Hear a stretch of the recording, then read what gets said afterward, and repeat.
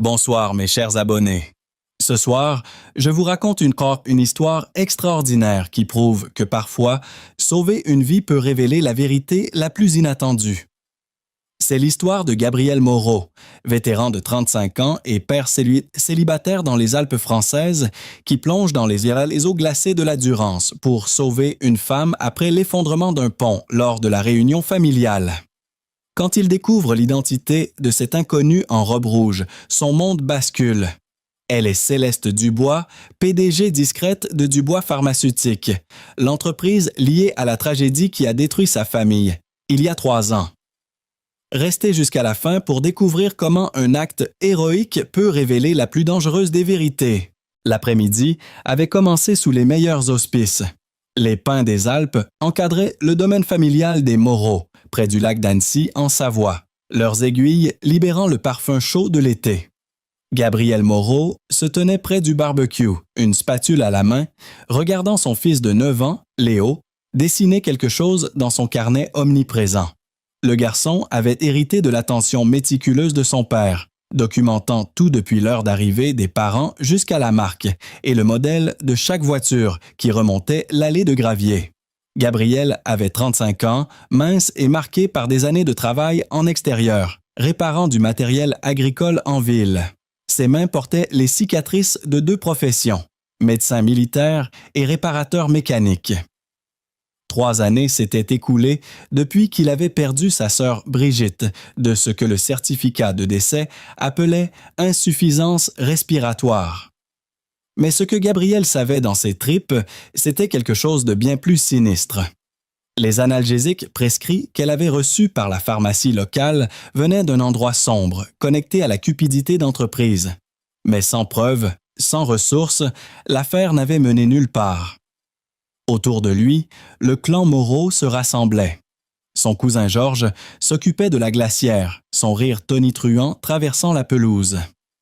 Amélie, la sœur cadette de Brigitte, aidait à installer les tables pliantes, bien que ses mains tremblent encore quand quelqu'un mentionnait le nom de Brigitte. Même Clément, un cousin éloigné qui avait réussi ses études de droit, était monté de Lyon, bien que Gabriel n'ait jamais apprécié ses yeux calculateurs. Léo tira sur la manche de son père. « Papa, il y a des nuages bizarres qui arrivent. » Le garçon pointait vers l'ouest où une ligne de cumulus menaçant se dessinait contre les crêtes montagneuses. Le temps dans les Alpes pouvait devenir vicieux sans prévenir, mais la météo avait promis un ciel dégagé. « On va garder un œil dessus, champion, » dit Gabriel en ébouriffant les cheveux de son fils. « Continue à noter les choses dans ton carnet. » Ce qu'aucun d'eux ne savait, c'est qu'à 25 km de là, une berline MB noire élégante dérapait sur une route forestière, son conducteur crispé et désespéré. Céleste Dubois était assise rigide sur le siège passager, sa robe de soirée rouge incongrue contre le paysage sauvage.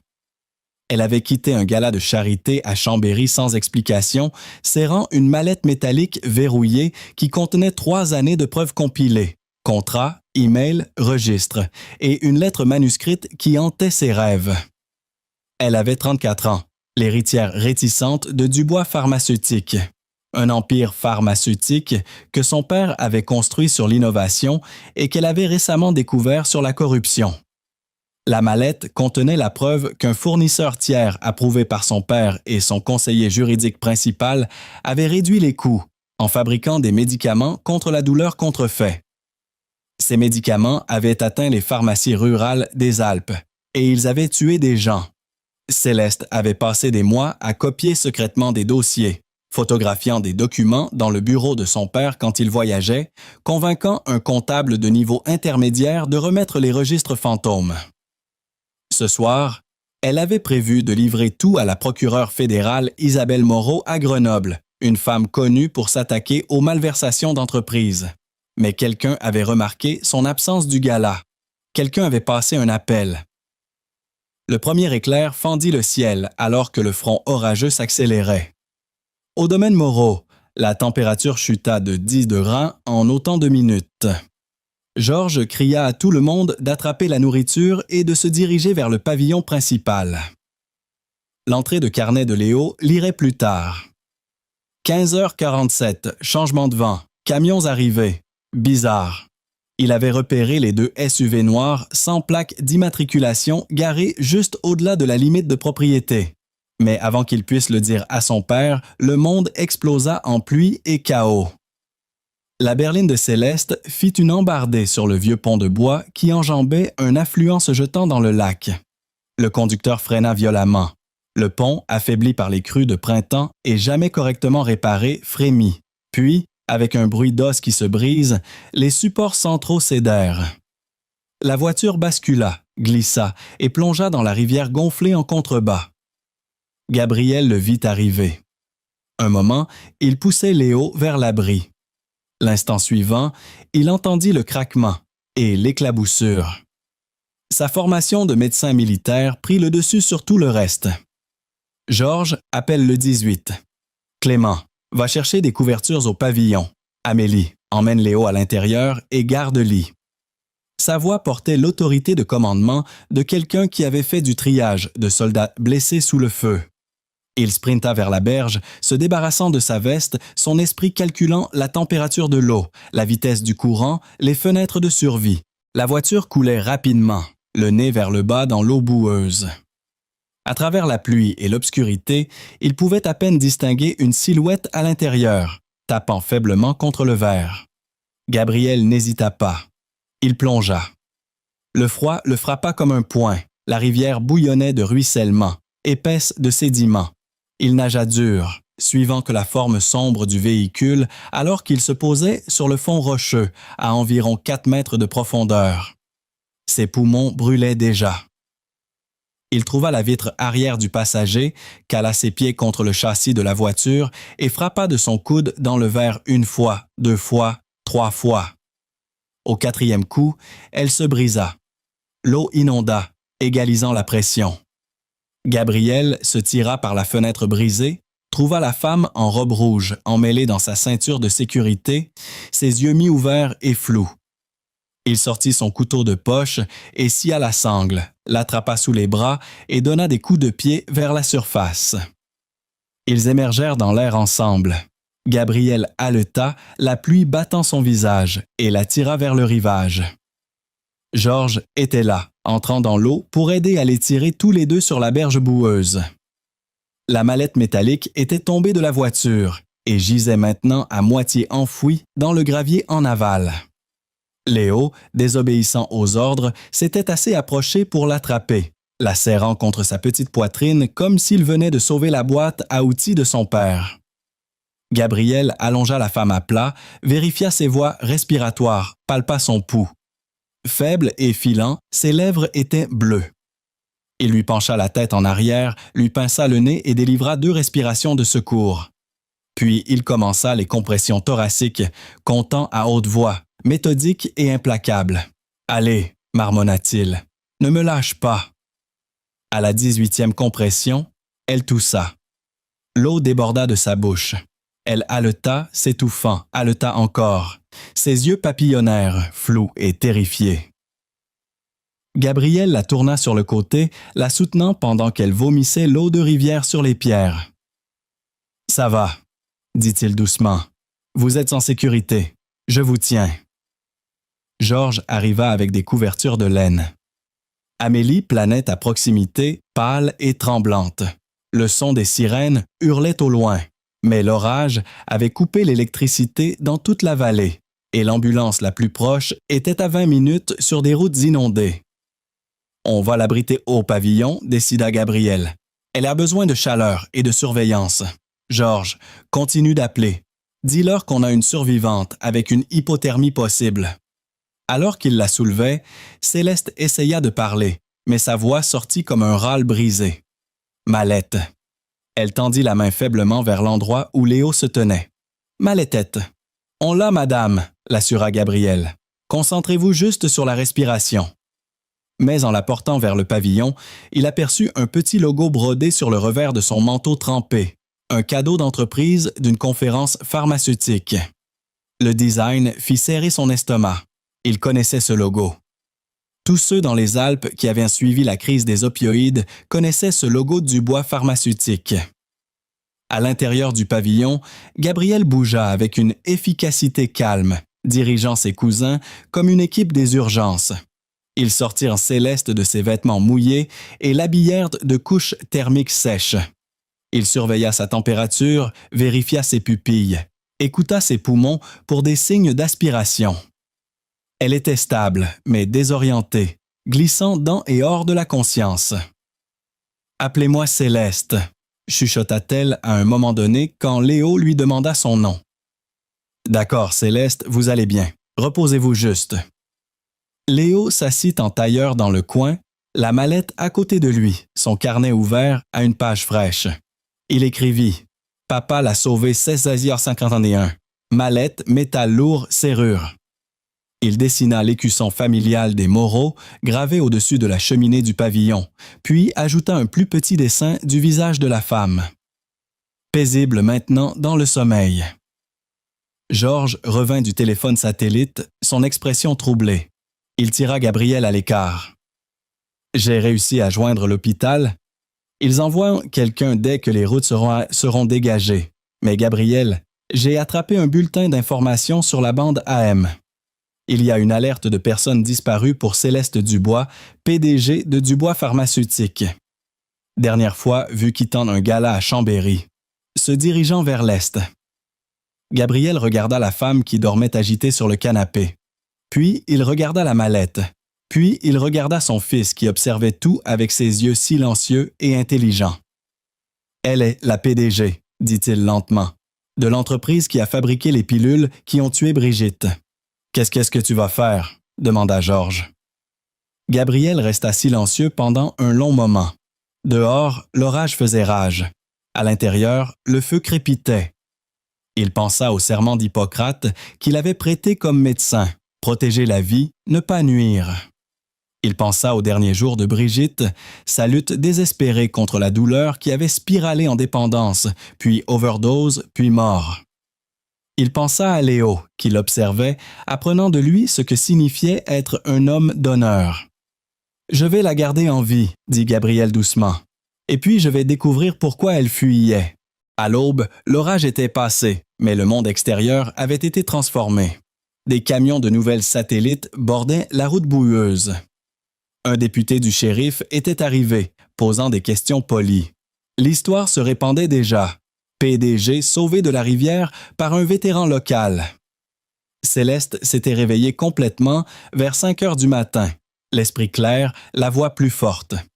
Elle trouva Gabriel sur la véranda, buvant du café noir et regardant le lever du soleil, peindre les montagnes en or. Elle portait des vêtements empruntés, un jean et une chemise en flanelle, qui appartenaient à Amélie. Sans la robe de soirée et le vernis corporate, elle paraissait plus jeune, plus vulnérable. « Vous savez qui je suis, » dit-elle. Ce n'était pas une question. « Maintenant, je le sais, » répondit Gabriel. « Et vous m'avez sauvé quand même. »« Je suis médecin. C'est ce que je fais. » Il se tourna pour lui faire face. « Mais je veux savoir pourquoi vous fuyiez. » Et ce qu'il y a dans cette mallette. Céleste s'assit à côté de lui, prenant soin de garder une distance entre eux. J'ai besoin de passer un appel à un procureur fédéral. Quelqu'un en qui je peux avoir confiance. J'ai des preuves. Des preuves que mon entreprise, l'entreprise de mon père, distribue des médicaments contrefaits par un fournisseur tiers. Ça a tué des gens, probablement des dizaines, peut-être plus.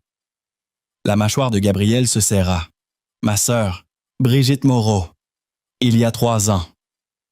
Insuffisance respiratoire après avoir pris des médicaments contre la douleur prescrits qu'elle a eus de la pharmacie en ville. Céleste ferma les yeux. Quand elle les rouvrit, ils étaient brillants de larmes retenues. « Je suis désolé, je suis tellement désolé, c'est pour ça que je fuis, c'est pour ça que je risque tout, parce que les gens comme votre sœur méritaient mieux, et les personnes responsables doivent faire face à la justice. Pourquoi devrais-je vous faire confiance? » La question sortit plus dure que Gabriel ne l'avait voulu. « Vous êtes la PDG, vous profitez de ça. » Elle atteignit la poche du jean emprunté et sortit un papier plié taché d'eau, un email qu'elle avait gardé comme assurance. Elle le lui tendit. Ceci est une correspondance entre le conseil principal de mon père, Clément Moreau, et le fournisseur. Ça prouve qu'il savait. Ils savaient que les médicaments étaient de qualité inférieure et ils ont enterré les rapports. J'ai trouvé ça il y a 6 mois. Je rassemble tout depuis. Gabriel le lut. Ses mains tremblèrent. Clément Moreau, mon cousin Clément travaille pour votre entreprise. Il est votre conseiller juridique principal. Je ne savais pas que vous étiez parents jusqu'à maintenant, dit Céleste. Mais oui, il est un des architectes de la dissimulation. Les pièces s'emboîtèrent, les costumes chers de Clément, sa nouvelle voiture, son évasion, chaque fois que quelqu'un mentionnait l'affaire de Brigitte. Gabriel sentit une fureur froide s'installer sur lui. Mais en dessous, une étrange clarté. Cette femme, cette PDG, essayait de brûler son propre empire pour exposer la vérité. Elle aurait pu rester silencieuse, rester riche, rester en sécurité. « Je vais vous aider, » dit Gabriel. « Mais il y a des règles. La sécurité de mon fils passe en premier. Vous suivez ma direction ici, c'est mon territoire, et les gens qui vous poursuivent, ils vont être dangereux. » « D'accord, d'accord. » Céleste tendit la main. Ils se serrèrent la main. Et dans ce moment, une alliance fut forgée. À l'intérieur, Léo avait observé les 2 SUV noirs avec ses jumelles jouets. Il nota leur numéro de plaque partielle et l'heure de leur arrivée. Il dessina les hommes à l'intérieur habillés trop formellement pour une scène de sauvetage rural. Quand l'un d'eux sortit pour passer un appel téléphonique, Léo nota l'oreillette, le renflement d'une arme dissimulée. En milieu de matinée, la première menace directe arriva. L'électricité avait été rétablie, mais les lignes téléphoniques étaient encore coupées. Un homme en costume sombre s'approcha du pavillon, flanqué de 2 autres qui ressemblaient plus à de la sécurité privée qu'à des avocats d'entreprise. L'homme de tête se présenta comme Bruno Moreau, chef de la sécurité d'entreprise pour Dubois Pharmaceutique. « Nous sommes ici pour assurer le retour en sécurité de Mademoiselle Dubois, » dit Bruno calmement, « et pour récupérer les biens de l'entreprise. » Gabriel se plaça entre Bruno et la porte du pavillon. Mademoiselle Dubois se remet d'une quasi-noyade. Elle ne va nulle part jusqu'à ce qu'un médecin la dégage.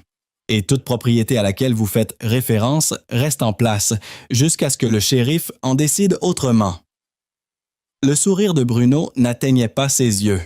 « Monsieur Moreau, je comprends que vous êtes un bon samaritain, mais vous interférez dans des affaires d'entreprise que vous ne comprenez pas. Cette mallette contient des informations propriétaires. Légalement, elle appartient à Dubois Pharmaceutique. Alors, vous pouvez déposer une réclamation au greffe du comté lundi, dit Gabriel calmement. Jusqu'alors, c'est une preuve dans un accident véhiculaire sous enquête. L'impasse tint encore un instant. Puis Bruno hocha lentement la tête. Nous serons prêts pour la protection de Mademoiselle Dubois. Bien sûr. Il tendit une carte de visite à Gabriel. Appelez si vous reconsidérez. Alors qu'il s'éloignait, Céleste apparut à l'épaule de Gabriel. C'était Bruno Moreau. Il rapporte directement à mon père. S'il est ici, ça signifie qu'ils savent ce que j'ai pris, et ils feront n'importe quoi pour le récupérer. Bonne chose que j'ai appelé une faveur, dit Gabriel. Un pick-up poussiéreux s'arrêta et un homme aux larges épaules en uniforme de shérif en sortit. Otis Brennan, nous avons servi ensemble. Il est shérif du comté maintenant et il me doit une. Cette nuit-là, Bruno et son équipe passèrent à l'action. Les lumières du pavillon s'éteignirent toutes en même temps. Un fil coupé, pas un fusible grillé. Des pierres claquèrent contre les fenêtres. Une diversion. Gabriel avait anticipé cela. Il rassembla la famille dans la pièce principale, plaça Georges à la porte d'entrée avec un fusil de chasse et un téléphone et mena Céleste et Léo par l'arrière vers son camion. Ils atteignirent les Machiaki qu'atteignirent la moitié de la clairière quand des silhouettes émergèrent de la ligne d'arbres. La voix de Bruno résonna. « La mallette, Moreau. Rendez-la et tout le monde rentre chez soi en sécurité. » Gabriel avait la mallette dans une main, son autre bras autour de Léo. Céleste se tenait près, sa respiration visible dans l'air froid de montagne. « Vous êtes en violation de domicile, » cria Gabriel en retour. « Et vous menacez un enfant. Le shérif est déjà en route. Vous voulez ajouter un enlèvement à vos charges? » Un faisceau de lampes torche les balaya. Bruno s'avança, flanqué de 2 hommes en gilet tactique. « Dernière chance. » La réponse de Gabriel fut calculée. Il pressa un bouton sur la radio accroché à sa ceinture, une fréquence qu'Otis surveillait. Puis, il bougea. Des années d'entraînement au combat rapproché prirent le dessus. Il poussa Léo vers Céleste, se baissa et balaya les jambes de l'homme le plus proche. Une clé de poignet rapide désarma le second. Bruno se précipita pour la mallette, mais Gabriel enfonça un coude dans son plexus solaire, pliant l'homme en 2. Les sirènes hurlèrent au loin. Bruno tituba en arrière, haletant. « Ce n'est pas fini. Cette mallette nous appartient. »« Non, » dit Céleste en s'avançant. « Elle appartient aux familles que votre entreprise a détruites. Et vous allez en répondre. » Bruno recula dans l'obscurité. Au moment où Otis arriva avec 2 adjoints, l'équipe de sécurité était partie, mais le message était clair. Il reviendrait. Otis jeta un coup d'œil à la situation et prit une décision. La propriété Moreau n'est pas sûre. J'ai un chalet dans la haute montagne. Ancien bail du service forestier. Personne ne le connaît, sauf moi et quelques copains de chasse. Vous 3 devriez disparaître là-haut, jusqu'à ce qu'on puisse coordonner avec les fédéraux. Ils marchèrent toute la nuit. La pluie recommençait, froide et implacable. Léo resta près de son père, la mallette maintenant dans les mains de Céleste. Ils atteignirent le chalet au lever du jour. Une structure rugueuse en rondin avec une cheminée en pierre, une cuisinière au propane et pas d'électricité. Gabriel fit un feu pendant que Céleste préparait du café sur le réchaud de camping. Léo étala son carnet sur la table, montrant à Céleste ses croquis et observations. « Tu es très bon avec les détails, » dit-elle gentiment. « Papa dit que les détails comptent, » répondit Léo. « Il dit que les vies sont sauvées ou perdues à cause des détails. » Céleste regarda Gabriel, qui coaxait le feu à la vie avec une efficacité pratique. « Ton papa a raison. » Alors que le chalet se réchauffait, les 3 s'assirent autour du feu. L'orage dehors s'était calmé en pluie régulière. Céleste ouvrit finalement la mallette, étalant les documents sur le sol.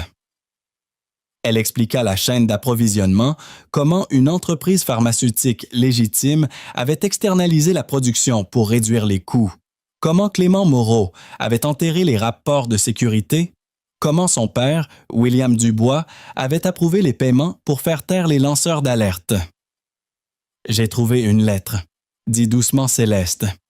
Elle sortit une enveloppe tachée d'eau. « Je l'ai écrite il y a 3 ans à une femme nommée Brigitte Moreau. J'essayais d'enquêter sur les plaintes concernant nos médicaments. Elle avait écrit à la hotline de l'entreprise. Je voulais lui dire que je la croyais, que je regarderais, mais mon père l'a interceptée. Je l'ai trouvée dans son bureau le mois dernier. » Gabriel prit la lettre avec des mains tremblantes. Le nom de Brigitte était sur l'enveloppe. Le cachet de la poste était daté de 2 semaines avant sa mort. À l'intérieur, l'écriture de Céleste était soigneuse et compatissante. « Je suis tellement désolé de ce que vous traversez. Je promets que je trouverai la vérité. Vous méritez la justice. » Elle ne l'a jamais reçue, dit Gabriel, sa voix brisée. « Je sais. Je suis désolé. J'ai essayé, mais je n'étais pas assez forte alors. Je ne savais pas à quel point la corruption allait profond. Maintenant, je le sais, et je vais arranger les choses, même si ça me coûte tout. » Léo regarda entre eux. « Est-ce que vous et papa allez être amis maintenant? » Céleste sourit, des larmes coulant sur ses joues. « J'espère, Léo. J'espère vraiment. » Gabriel prit une décision alors, regardant son fils et cette femme qui essayait d'expier des péchés pas entièrement les siens. « Nous allons à Grenoble. Nous allons livrer cette mallette au procureur, nous tous ensemble, et nous allons voir ça jusqu'au bout. » Céleste hocha la tête. Ensemble. Le voyage vers Grenoble prit 2 jours, se déplaçant prudemment par des routes terminales de campagne et des voies forestières. Gabriel utilisait sa radio militaire pour surveiller les fréquences de police et d'urgence, évitant les barrages. Céleste révisa les documents, préparant son témoignage. Léo remplit des pages de son carnet avec des cartes et observations, mais Bruno et son équipe se rapprochaient. Clément Moreau avait déposé une injonction d'urgence déclarant Céleste mentalement inapte et qu'elle avait volé la propriété d'entreprise. La pression légale montait. Un mandat avait été émis pour le retour de la mallette. Ils atteignirent les abords de Grenoble par un matin gris. Céleste avait appelé à l'avance Isabelle Moreau, la procureure fédérale, organisant une rencontre au palais de justice de comté où la présence médiatique fournirait une couche de protection. Mais en se garant dans le parking, ils virent un mur de journalistes, de sécurité du tribunal et, au milieu de tout cela, Clément Moreau, flanqué d'une équipe d'avocats d'entreprise. « C'est un piège, » dit Gabriel. « C'est notre seule chance, » répondit Céleste. Elle regarda Léo. « Mon chéri, j'ai besoin que tu sois très courageux. Tu peux faire ça? » Léo hocha la tête, serrant son carnet. Ils sortirent du camion. Immédiatement, les flashs des appareils photo explosèrent autour d'eux. Clément s'avança, tenant un document légal. Céleste Dubois est sous ordonnance du tribunal de retourner les biens de l'entreprise. Cette mallette est une preuve de vol d'entreprise. Quiconque l'aide est sujet à arrestation. Le shérif Otis apparut, son visage sombre. J'ai des ordres conflictuels ici, Moreau. Le procureur fédéral dit qu'elle a le droit de rendre volontairement des preuves. Le tribunal d'État dit que c'est la propriété d'entreprise. Céleste éleva la voix. Je suis ici pour rendre des preuves de méfaits criminels par Dubois Pharmaceutique. Il y a 3 ans, des médicaments contrefaits ont tué des gens dans les Alpes. Mon entreprise le savait, mon père le savait, et j'ai la preuve. Clément ricana. Vous avez des documents volés et des délires paranoïaques. Votre père initie déjà des procédures pour vous faire retirer du poste de PDG pour incompétence mentale. La foule de journalistes s'avança. Léo se pressa contre son père. Gabriel sentit tout lui échapper. Ils étaient venus si loin, avaient risqué tant, et maintenant tout se réduisait à une technicité légale. Puis une voix de femme trancha le chaos. Ce ne sera pas nécessaire. Isabelle Moreau s'avança, flanquée de 2 agents fédéraux.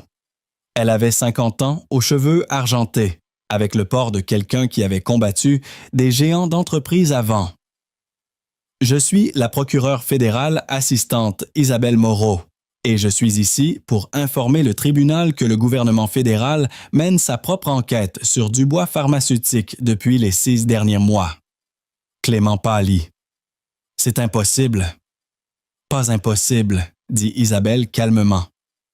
Une citoyenne concernée avait établi un commutateur de sécurité il y a 3 ans. Brigitte Moreau, avant de mourir, avait chiffré des copies de ses dossiers médicaux et de sa correspondance avec Dubois Pharmaceutique. Elle les avait envoyés pour libération à mon bureau, si elle ne vérifiait pas toutes les 30 jours. Les données sont arrivées il y a 5 mois. Nous construisons une affaire depuis. Les genoux de Gabriel faillirent flancher. Brigitte, sa sœur, avait été plus intelligente qu'aucun d'eux ne le savait. Elle les avait tous protégés depuis la tombe. Céleste s'avança et remit la mallette à Isabelle. Tout ce dont vous avez besoin est là-dedans. Contrat, registre, email et ceci. Elle sortit la lettre qu'elle avait écrite à Brigitte. J'ai essayé de l'aider. J'étais trop tard. Mais je ne suis pas trop tard pour tous les autres. Isabelle ouvrit la mallette et un des agents fédéraux commença à photographier le contenu pour preuve. William Dubois et Clément Moreau, vous êtes tous les deux en arrestation fédérale pour conspiration de distribution de pharmaceutiques frelatées, fraude électronique et obstruction de justice. Bruno Moreau essaya de se fondre dans la foule, mais Gabriel l'aperçut. « C'est l'homme qui a essayé de nous tuer pour récupérer cette mallette », cria-t-il. Otis et 2 adjoints furent sur Bruno en seconde, l'abattant avec une efficacité professionnelle. La scène se dissolut en chaos contrôlé. Arrestation, journalistes criant des questions, avocats se bousculant. À travers tout cela, Céleste se tenait avec Gabriel et Léo. Les trois d'entre eux, une île de calme. Elle posa sa main sur l'épaule de Léo. « Merci d'avoir été courageux. »« Est-ce que ce qu'on a gagné? » demanda Léo. « Ouais, champion, » dit Gabriel, sa voix rugueuse d'émotion. « On a gagné. » Le procès prit 8 mois. William Dubois et Clément Moreau firent tous les deux face à des charges fédérales. Bruno Moreau devint témoin de l'État en échange d'une sentence réduite, fournissant un témoignage sur la dissimulation. Céleste démissionna comme PDG, mais resta comme témoin coopérant, fournissant un témoignage qui était clair, inflexible et dévastateur. Dubois Pharmaceutique fut restructuré sous surveillance fédérale. Un fonds de compensation fut établi pour les familles des victimes, et Céleste, utilisant ses actifs personnels, créa le Fonds communautaire de santé Brigitte Moreau pour fournir un traitement gratuit de l'addiction et de la gestion de la douleur dans les Alpes rurales. Gabriel retourna à sa vie dans la petite ville, mais quelque chose avait changé. Il s'inscrivit dans un programme de certification de paramédic avancé, déterminé à donner à sa communauté de meilleurs soins d'urgence. Léo reçut une bourse du nouveau fonds. Sans condition, juste un investissement dans l'avenir d'un gamin brillant. Et Céleste resta. Pas dans les tours d'entreprise de Paris, mais dans les Alpes. Elle loua une petite maison près du domaine Moreau et passa ses jours à travailler avec le fonds, rencontrant des familles, écoutant des histoires, essayant de guérir des blessures que l'argent seul ne pouvait pas réparer. Un soir, elle rejoignit la famille Moreau pour dîner. C'était gênant au début. Cette femme qui représentait tant de douleurs, maintenant assise à leur table. Mais à mesure que le repas progressait, quelque chose s'adoucit. Céleste apprit à Léo comment jouer aux échecs, expliquant la stratégie en termes qui rappelaient à Gabriel les tactiques militaires. Elle rit aux blagues terribles de Georges. Elle écouta Amélie parler de Brigitte sans sourciller. Après dîner, Gabriel accompagna Céleste à sa voiture. Le soleil se couchait sur le lac, peignant l'eau d'or et de cramoisi. « Vous n'aviez pas à rester, dit-il. Je sais, mais je voulais. C'est ici que le travail compte. C'est ici que je peux vraiment faire une différence. » Elle marqua une pause. « Et c'est ici que vous êtes. » Gabriel la regarda. Vraiment la regarda. Pas comme la PDG qui avait détruit sa famille, mais comme la femme qui avait risqué tout pour arranger les choses. « Ma sœur vous aurait aimé. J'aurais voulu la connaître. Elle nous a laissé un cadeau, dit Gabriel. Le commutateur de sécurité, l'épreuve. Elle nous protégeait même après être partie. Et d'une certaine façon, elle vous a amenés à nous. Nous a donné une chance de faire ce qui est juste. » Les yeux de Céleste se remplirent de larmes. « Vous pensez qu'elle me pardonnerait? » « Je pense, dit Gabriel lentement, qu'elle vous remercierait d'avoir fini ce qu'elle avait commencé, pour avoir assez tenu à tout brûler. » Ils restèrent dans un silence confortable tandis que le soleil plongeait sous les montagnes. Léo apparut sur la véranda, agitant la main. Céleste agita en retour. « Il est spécial, ce gamin. »« Il tient ça de sa tante, dit Gabriel. Puis, après une pause, « Restez pour le petit déjeuner demain. Léo fait des crêpes. Elles sont terribles, mais on les mange quand même. » Céleste sourit. « J'adorerais. » Un an plus tard, par une journée d'automne brillante, l'aile communautaire de santé Brigitte Moreau ouvrit à l'hôpital du comté. Une plaque en bronze, près de l'entrée, portait la photo de Brigitte et une citation qu'elle avait une fois écrite dans un journal. « La justice retardée et est encore la justice. Continuez à vous battre. » Céleste se tenait au podium s'adressant à une foule de familles, de personnel médical et d'officiels locaux. « Il y a 3 ans, mon entreprise vous a échoué. Elle a échoué à Brigitte Moreau. Elle a échoué à tous ceux qui nous faisaient confiance pour faire ce qui est juste. Je ne peux pas annuler ça. Mais je peux promettre que le reste de ma vie sera passé à essayer de regagner cette confiance. Ce bâtiment n'est qu'un début. » Gabriel était assis au premier rang avec Léo, qui avait maintenant 10 ans et grandissait comme une mauvaise herbe. Le garçon portait encore son carnet partout, maintenant rempli de plans d'ingénierie et de diagrammes médicaux. Il avait décidé qu'il voulait être chirurgien traumatologue. Après la cérémonie, tandis que la foule se dispersait, Céleste trouva Gabriel près du jardin mémorial. Elle était plus silencieuse maintenant, moins polie, plus vraie. « Je continue d'attendre que quelqu'un me dise que je n'en ai pas fait assez, dit-elle. « Vous en avez fait plus qu'assez, répondit Gabriel. Vous avez redonné leur vie aux gens, vous leur avez donné de l'espoir. Nous avons fait, corrigea Céleste. Vous auriez pu me laisser me noyer. Vous auriez pu me remettre à Bruno. Vous auriez pu partir à tout moment. Mais vous avez choisi de croire que je pouvais changer. Ça comptait. Gabriel prit sa main, un geste qui était devenu familier au cours des mois de travail ensemble, de dîners partagés, de construire lentement quelque chose qu'aucun d'eux n'avait planifié. Vous avez tenu votre promesse à Brigitte. Vous avez fait que sa mort signifie quelque chose. Ils marchèrent ensemble vers le lac, Léo courant devant pour faire des ricochets sur l'eau. Le ciel des Alpes s'étendait infini au-dessus d'eux, plein de possibilités. Derrière eux, l'hôpital se dressait comme un monument non seulement à Brigitte, mais au pouvoir de choisir la justice, plutôt que le confort, la vérité, plutôt que le silence. Et dans sa poche, Gabriel portait le carnet de Léo ouvert à une page où le garçon avait écrit de sa scripte soigneuse. « Papa a sauvé tout le monde. Mademoiselle Céleste a arrangé les choses. Ensemble, ils sont des héros. Fin, mais aussi commencement. » C'était exactement ça.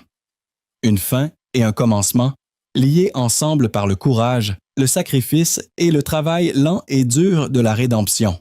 La mallette qui avait tout commencé était maintenant dans le dépôt de preuves fédéral, son contenu ayant abattu un empire et construit quelque chose de mieux à sa place. Alors que les trois se tenaient près de l'eau, regardant le soleil peindre le ciel en nuances d'or et d'ambre, ils n'étaient plus victimes et perpétrateurs, plus divisés par la tragédie. Ils étaient simplement trois personnes qui s'étaient trouvées dans le moment le plus sombre et avaient choisi de créer de la lumière. Et cela, finalement, était la justice. Voilà l'histoire extraordinaire de Gabriel et Céleste qui nous enseigne que parfois, sauver une vie peut révéler la vérité la plus importante. Gabriel Moreau nous montre qu'un vrai héros agit par devoir, pas par reconnaissance, qu'il plonge dans les eaux glacées pour sauver même celle qui représente sa douleur.